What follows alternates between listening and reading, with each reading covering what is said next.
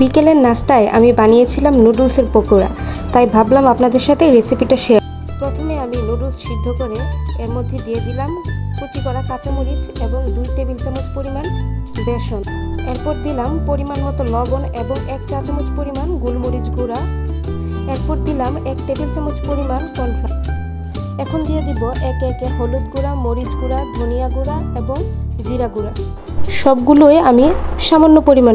সবশেষে দিয়ে দিলাম 1 প্যাকেট ম্যাগি মশলা। এখন আমি ভালোভাবে মাখিয়ে সবগুলোকে একসাথে মিশিয়ে নেব। এরপর একটি প্যানের মধ্যে পরিমাণ মতো তেল দিয়ে তেলটা আমি ভালোভাবে গরম করে নিব। এখন আমি নুডলসগুলোকে বড়ার শেপ দিয়ে ডুবো তেলে ভেজে নিব।